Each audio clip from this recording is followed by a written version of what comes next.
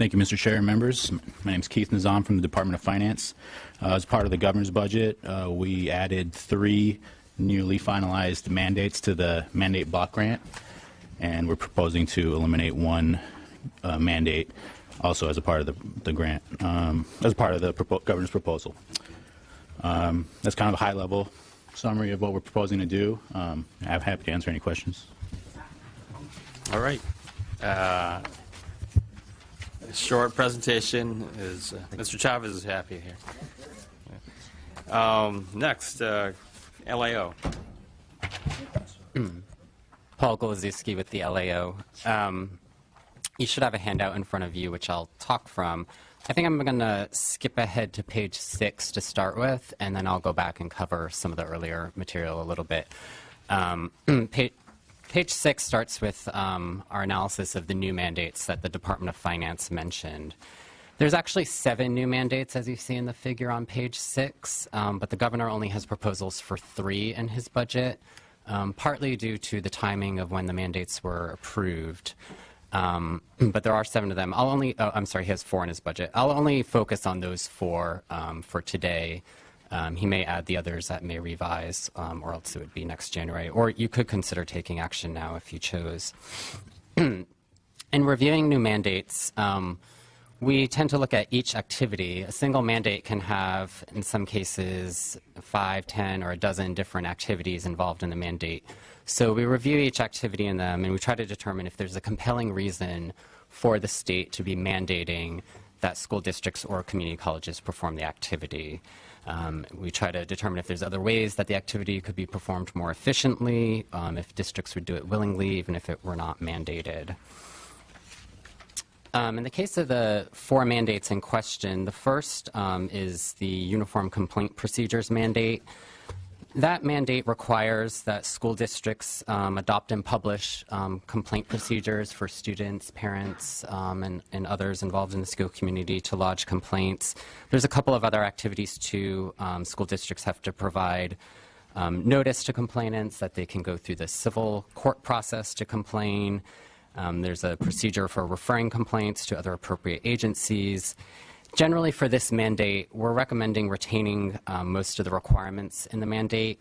There were a couple, though, 2 in particular, or 3 that we felt could be performed in a different manner in terms of how complaints are referred to other agencies and how information is reported to the Department of Education for appeals on complaints. And for those 2, we're recommending that you amend the statute to change the procedure.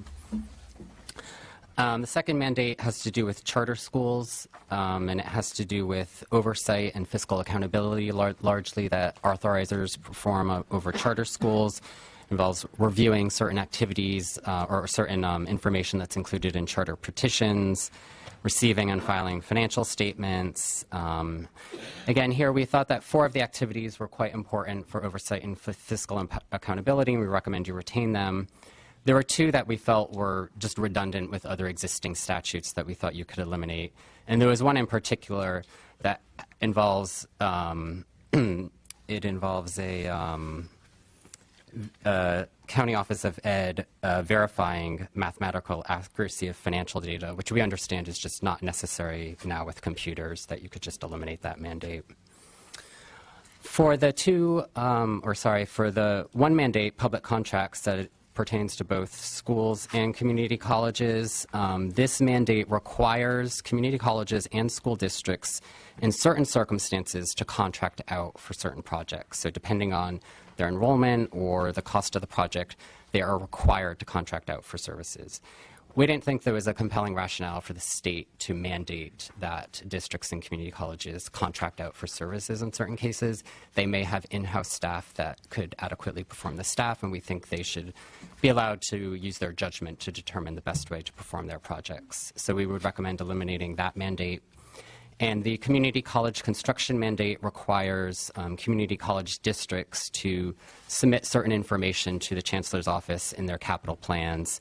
And here we also didn't find a compelling rationale for this requirement.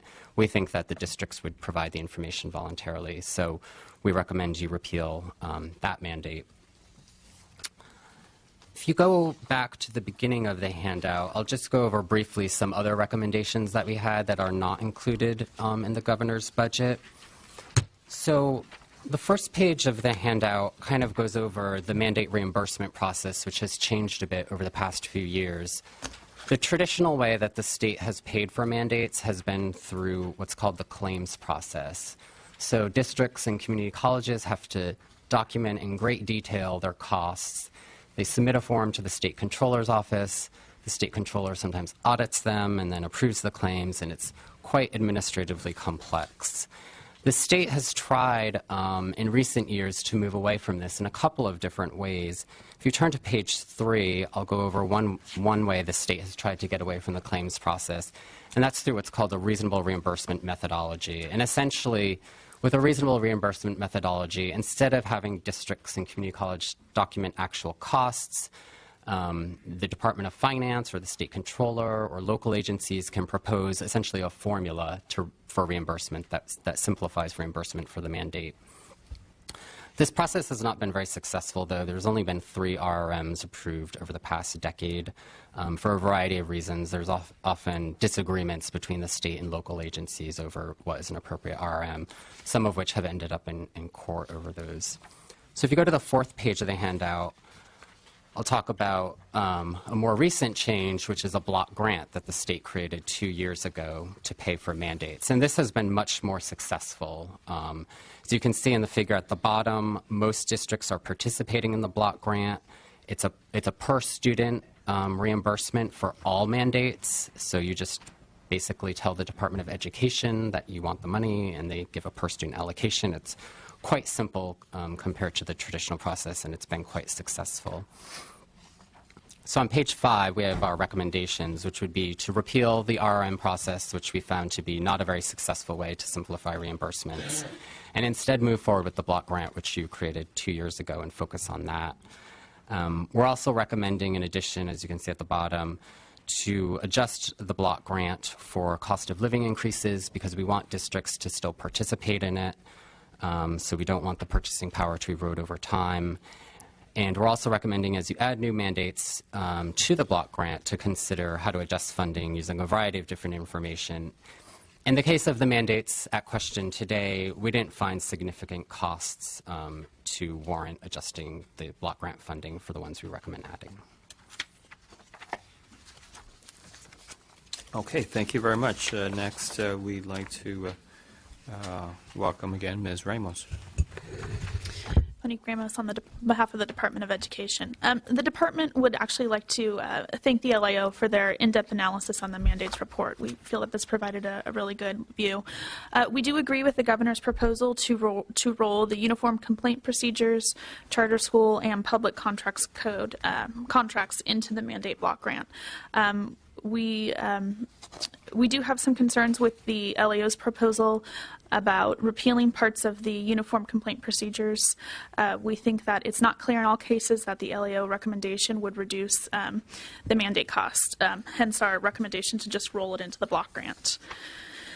In regards to the charter school block grant, we also have some concerns about repealing part of the parent notification and involvement policies. We don't agree that the LCFF statutes and that the related LCAP would be identical work as what's required in those mandates, so we do just suggest rolling those mandates into the block grant. At this time, the department is neutral on the public contract code mandate. Thank you. And Mr. Troy. Yes, thank you, Mr. Chair and members. Dan Troy, again, Vice Chancellor for Fiscal Policy at the California Community College Chancellor's Office. In regards to the mandate issues that affect the community colleges in the agenda today, we are okay with repealing the construction mandate as stated in the analysis. We believe that districts are going to submit that information to us voluntarily, as it helps them get their projects approved and makes them far more likely to receive state bond funding and at times when state bond funds are available. We have no position on the public contracts mandate. We are comfortable with rolling that into the mandate as the governor proposes, or with the LAO proposal to repeal as well. I think we would be okay with either outcome should the committee choose to make either of those actions today. I will note in terms of regard to the participation in the block grant, as the data indicates, most of our districts are participating. I believe 68 out of the 72 in the current year are participating, and I think that does show that districts are interested in the ease of the paperwork and administrative burden that process provides relative to the reimbursement rate. But I hope that we don't get too complacent in terms of funding the block grant appropriately. We know that most of the districts I've spoken to have indicated that they're really receiving pennies on the dollar for the mandate cost of the block grant program. So I think some process by which we would, at the very least, apply an annual COLA or have some process where we check in on what the appropriate reimbursement rate is, so that we can appropriately fund districts for their to fund those legislative requirements, I think would be a welcome change. We know that right now districts don't really face a true choice, because if they go through the reimbursement process, it may be many, many years before they receive any funds at all. So the choice before the districts is whether they want to receive cash today or potentially cash many years down the line. So we should keep that in mind as we proceed. Okay, thank you.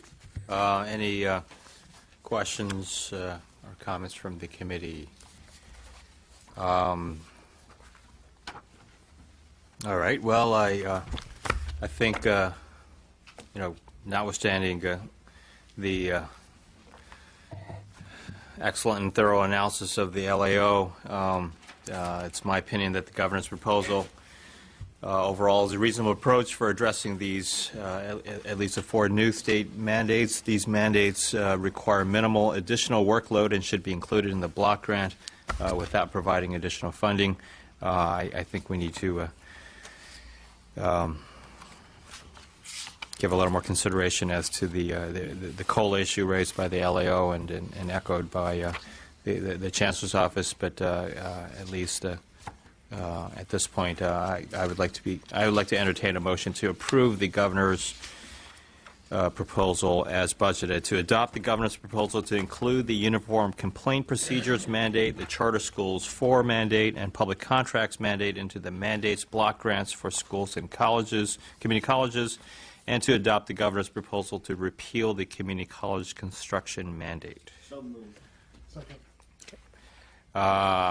Before we take a vote, are there any comments from the audience? Yes, please come forward.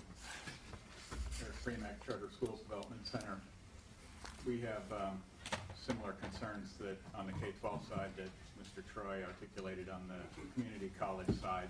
Specifically, the level of the block grant is just ridiculously low. For a charter school, for example, $14 per ADA really doesn't even cover the cost of the immunization mandate alone, much less the many others. We would suggest not only the process that Mr. Troy articulated, but also adding some explicit language saying that if you want to decline the block grant because it's too low, that you can be exempted from any of the related mandates. We think that would be an effective enforcement mechanism to make sure that this process is more realistic. Good morning, and thank you for the opportunity to speak this morning. Mr. Chair and fellow staff members, my name is Edgar Manalo, and I'm from San Jose Unified School District, and I've worked for San Jose Unified for about 13 years. My first position with the district was filing claims through the mandated cost reimbursements, and our district has been filing claims since the early 80s. I'm here this morning in order to testify against the repealing or elimination of the reasonable reimbursement method, RRM. Elimination of the RRM has a negative and harmful ripple effect for districts like San Jose Unified who continue to follow the mandates through the traditional process. San Jose Unified is the largest school district in Santa Clara County, which is in central Silicon Valley, the Bay Area, with a student population of about 33,000. We currently do not participate in the mandate block grant for several reasons. I'm not here to talk anything ill about the mandate block grant. I think there's benefits for other school districts that chose to go to the mandate block grant, but the traditional methods of filing reimbursements for San Jose Unified, who we've been participating for over 30 years, has served our district well. And the RRM is one of the alternatives under the traditional that allows us to hopefully continue our movement towards streamlining reimbursements. As opposed to actual costs, we were able to successfully get unit rate costs. San Jose Unified was one of the school districts with the other 6 districts that got approved for the habitual truants, again, which was approved through the RRM process. The RRM process, in my mind, is still in its infancy stage. I heard that it's been around for 10 years, but the traditional reimbursement methodologies have been here for several decades. So allowing districts who continue to file for the traditional way and allowing districts to continue to participate in RRM is very critical for San Jose Unified. So I urge the committee to not repeal the RRM. Thank you very much. Thank you. Good morning. My name is Robert Roach. I'm a physical analyst with the Twin Rivers Unified School District here in Sacramento. I have 17 years experience filing mandated cost claims, and I wanted to address, disagree with the LAO's assertion about eliminating the reasonable rate methodology, the RRM process. I can tell you from 17 years experience, the habitual truancy mandate typically would take me 2 to 3 weeks of processing time at our district. Now with the new RRM processing, it will only take a matter of an hour or so. So that's a substantial aid to our district. I also wanted to address the mandate block grant. While we are appreciative that we are now receiving funding on an annual basis, I must stress that there were 12 years of deferrals and mandates, and that substantially damaged the process. So a lot of the processes, for instance, the new test claims that the LAO was addressing, you need to look at that not in a vacuum and realize that school districts had given up on the process. For when you're submitting claims for 12 years and not receiving reimbursement for 12 years, there's a substantial damage to the process. So, and I would also like to point out the mandate block grant for our district, Twin Rivers, it only funds 39% of what our normal claims are. So there is a substantial loss there. But you also have to realize that that is the only funding source that's available. There is no funding source for traditional claims. And as the LAO has pointed out, the state currently owes school districts over $4 billion, which, by the way, are collecting interest.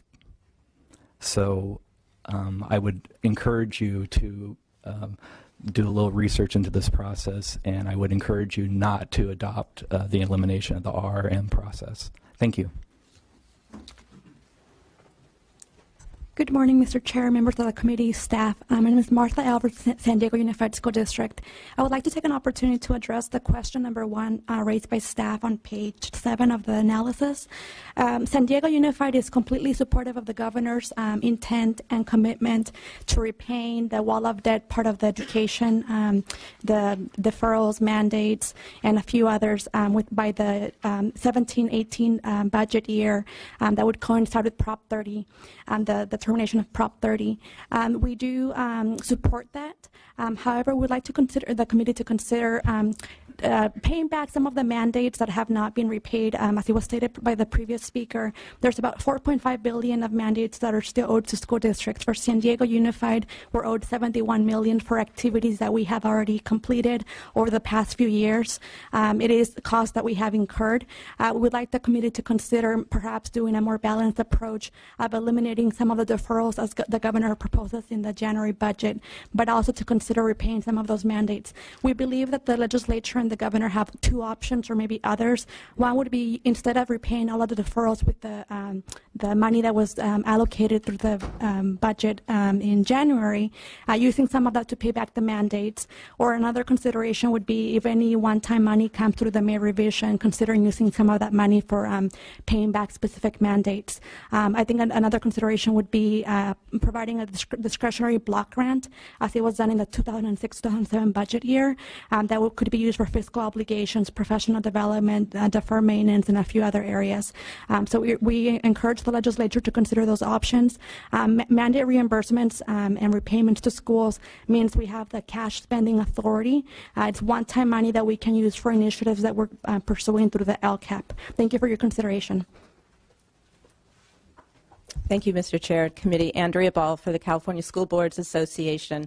And my colleague from San Diego was very articulate. We shared a letter with you, and I just wanted to follow up. We, too, think that a payment in the budget year on some of the outstanding mandate claims would be very appropriate, and recommend that you consider this once the May revision is out and we see how much in one-time money is available. We believe it's appropriate to pay off some of those mandate claims. And if you have to make a decision, not pay off completely the deferrals in the budget year, but stagger that over the budget year and the subsequent year in order to pay off some of the mandate claims, at least in the budget year. Thank you. Hi, Sandra Smith again from Democrats Against Common Core.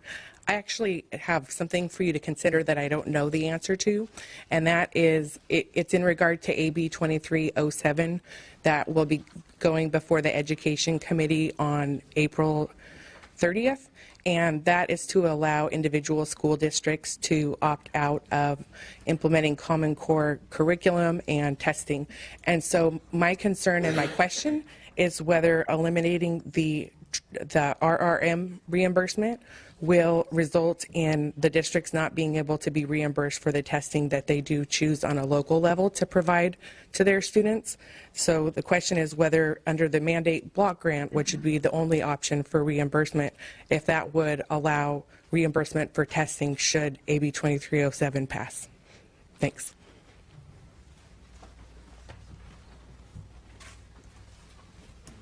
Mr. Chairman, members, Bill Lucy with Ed Voice. On the motion before you, we support where the governor's going. The RRM process, it was a Band-Aid approach, and now with this shift to the block grant, it actually is consistent policy with where the legislature has been and the governor on the issue of the block grant. Notwithstanding that, you heard testimony that there are issues that still are residual, both in terms of prior claims and costs that actually were incurred, and how to liquidate the state's liability for that. You heard some testimony here about advancing some of the payments forward on that from where the governor is going, and we believe strongly that that's not the wise approach. We believe that you've taken the appropriate action earlier on supporting the governor's budget and deferral buy-downs. The deferrals are highly inequitable, whereas reimbursements on a widget basis based on actual costs that were incurred are much more evenly distributed. Deferrals are very unequally distributed. Many of your districts, of the folks sitting at the dais, are disproportionately impacted with low-wealth school districts that have hundreds of dollars per pupil differentiation than others across the state. And that's not only unfair, we believe it's unconstitutional. With respect to the issue of mandates themselves, while the legislature, we believe, does need to go back and tackle this issue in a very discreet way, the Constitution rules supreme. So it's not as though the courts haven't said so. They have, and they've even made it very explicit that the legislature cannot just plop in $1,000 de minimis amount and say that that's covering all the required, constitutionally required reimbursements for the things that the legislature requires. So there's still outstanding policy work that needs to be done in this area, but the governor's approach, we believe, is a wise approach, and the priorities in terms of buying down the wall of debt, starting with inequity first, and then going on to the other issues, is the appropriate way to proceed. Thank you. All right.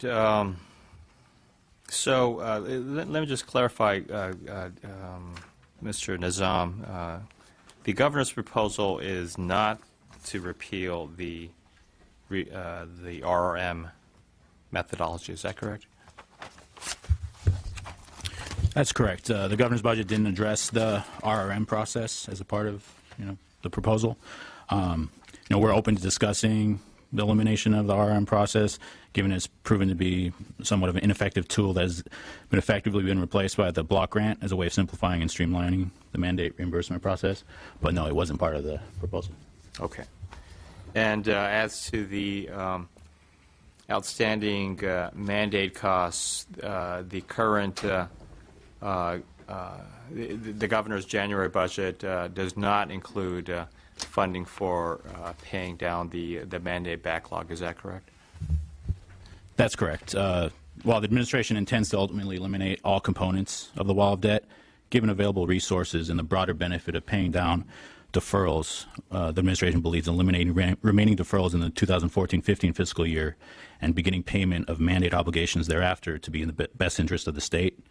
As the agenda notes in a question, what is the distributional impact of deferrals?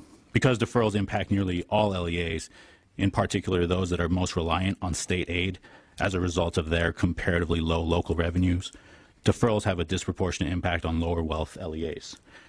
Whereas mandate backlog payments would benefit the relatively few LEAs that file mandate reimbursement claims through the traditional process and have paid those costs within prior year appropriations. So the administration believes that paying down deferrals is a more worthwhile pay down in 14-15, but we are committed to paying down the entirety of the wall of debt in the next few years. All right, thank you. So with that clarification, motion's been made and seconded to adopt the governor's proposals as they relate to the K through 14 mandates. I'd like to call for a roll call. Mr. Marsucci? Aye. Chavez? Aye. Shababne? Nestande? Aye. King? Aye. All right. We will next move on to, we are back on track on the agenda. Issue number 4. We've addressed issues 2 and 3, and so now we're on issue number 4, charter school oversight.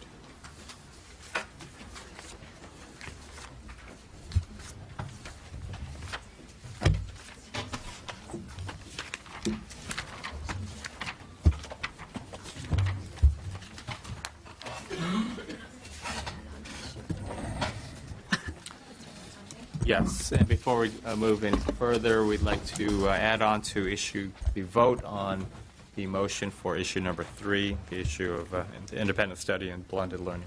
Nestande? All right, so that motion passes with a 3-2 vote. Issue number 4, the governor's 2014-15 budget proposal as it relates to the State Board of Education Oversight Authority for Charter Schools. Let's start with Department of Finance. Sure. Chairman, Chris Ferguson, Department of Finance. The governor's budget proposes to authorize the State Board of Education to delegate its oversight responsibilities for schools that it approved to any local educational agency that is a school district or a county office of education. Under current law, the State Board of Education has the ability to either oversee those charter schools or to delegate those responsibilities to a local educational agency within the county in which the charter school is located. So what this does is it provides an additional flexibility to the State Board to delegate their oversight responsibilities, with the caveat that the State Board always retains the right to take over those oversight responsibilities if it were to delegate them to a local educational agency.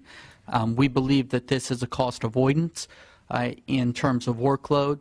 The State Board of Education currently oversees all of the charter schools for which it has authorized, but given the influx of charter schools and the growing number of charter schools that are now opening in the state, we believe this is a prudent tool to provide to the State Board of Education to avoid future state operations costs for charter school oversight.